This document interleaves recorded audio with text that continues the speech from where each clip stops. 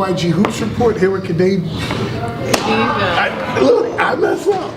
That's the hardest part. You didn't see the bloopers where I've been doing the blooper reels? I've been messing people's names up. Joe Finland here with Khadija Demry, a senior at Christ the King. How you doing, Khadija? I'm good, how are you? I'm well, thank you.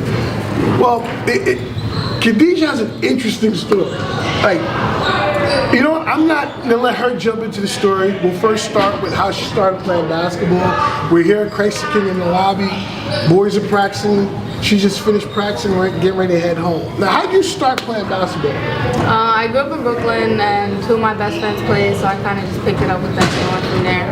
Like, when you say picked it up, did you just start playing at the park, rec league? Yeah, we were playing in the park and I was horrible and they were better than me, so it just made me want to, like, you know, get into it and be better than them. So. Now, what grade was this?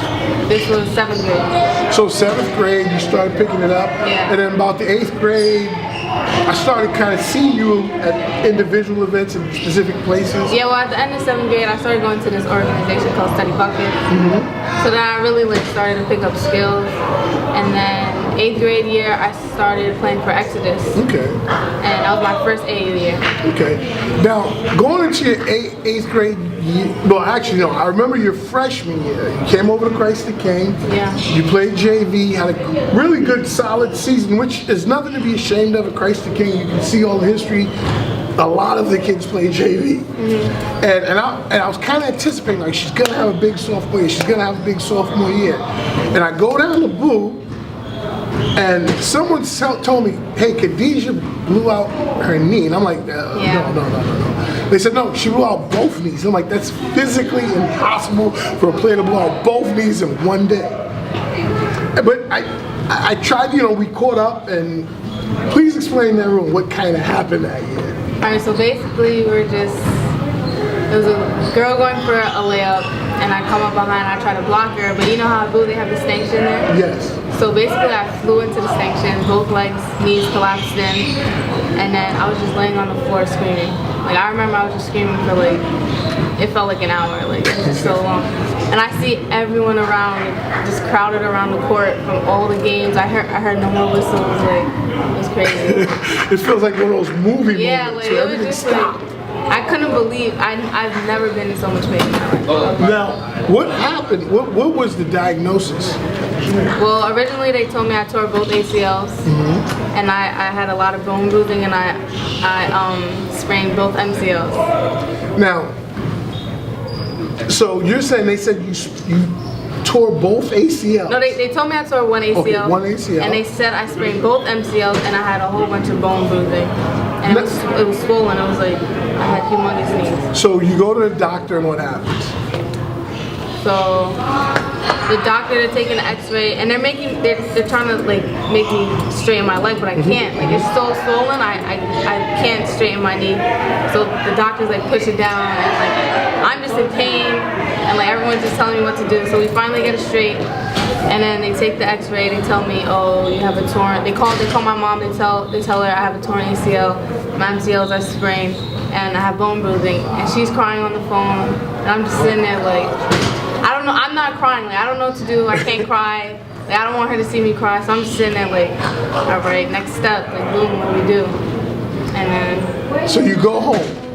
You go home, and what does the family decide? Well, originally, we were just gonna get surgery. Like, we were already planning, all right, this is when we're gonna do surgery, boom. And I called my dad, and he's like, you should get a second opinion. Like you should just make sure, like, get a second opinion. So we go to get a second opinion, we go to HSS, and they tell me to wait. They tell me to do physical therapy, get it stronger, and then we'll do a surgery. Now, how much time goes by? This is like a month. Like, I already missed like 2 weeks of school, so I'm not in school. I'm at a whole bunch of hospitals. They're giving me diagnosis, so they tell me wait. And so yeah, I wait. I do physical therapy, and I just go for them. I still don't know that it's not torn, so I'm doing physical therapy, thinking, all right, I'm gonna have to do surgery in a few months. So now it's June. Yeah. And what happens? You go back to the doctor. What happens in June? Now, you're told the injury happened in April. Yeah. And you go back to the doctor in June. What happens in June? Yeah, so like I'm going into the doctor. I'm thinking he's gonna tell me a date for when we're gonna have surgery. So I'm just sitting there like, all right, I have to do this. And he comes in, he has his clipboard, and he's like, I don't know how it's possible, but there's nothing torn. And I was like, what are you talking about? Like, how is that possible? And he's like, it must have been a little piece attached, and it just, what is it called? It healed. Yeah. So now, what's the process with that?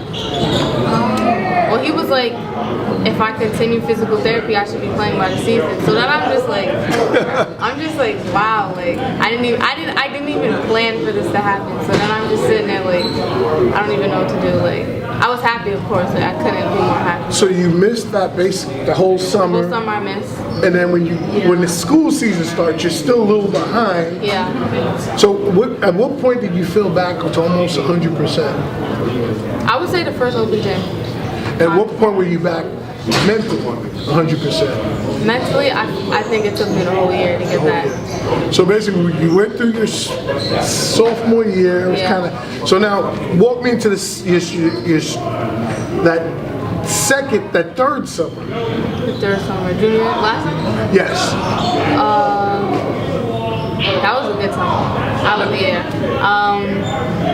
I remember Coach Janine was my coach, and I played with Shoney Bell, Kayla Robinson. Okay. Yeah, Taylor.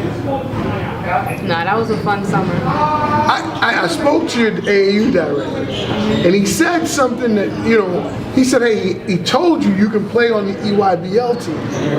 And he said, you said, hey, I need the ball in my hand. I'd rather play on the other team where I get the experience that way it helps me for the season, which was smart on your part. And how do you think that's going to pay off this season? Period, but I need to know that I'm going to have the ball in my hands and I'm going to have to make decisions on the spot. Well, one of the things that you in order to get better, you have to play. Yeah. So I think that was a smart, calculated decision on your part. Why play 5 minutes while I can play 30 or 40 minutes because I need to be playing? Now, with that being said, and you going through everything this summer, what are some of your goals this year? Personal goals. Yeah, this season I really want to contribute, not just be on the floor, but contributing points, steals, just being a loud person on defense, all of that, talk to my teammates, and just being a good team player. And what are some of your goals, your team goals? Team goals? I just feel like we all want to make it far, and so to make it far, we all got to do our individual part and not be selfish and play as a team and all of that. Now, I'm going to ask you a few questions, but tell me something about yourself that people don't necessarily know. I really like to dance.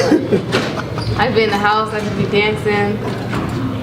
So you're like a big dancer. Yeah. Tell me, what's your favorite kind of music to listen to? I would probably say R&B. I love old school music. Yeah, old school R&B. 5 minutes before a game, what are you listening to pump you up? Probably some Lil Baby. Not some old school music. That can't get me ready for a game, but if I'm just in the house, probably some R&B. Before a game, some Lil Baby. Well, what are you watching on TV these days? TV, Riverdale.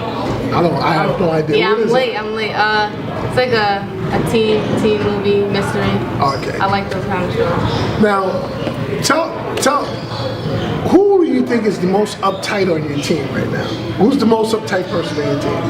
Uptight?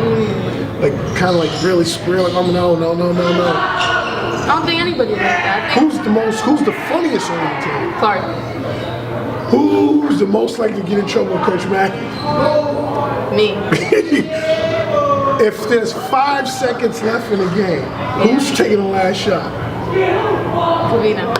If there's 5 seconds left, who are you passing the ball to take the last shot? Nobody. You heard it here. Thank you for your time. Thank you.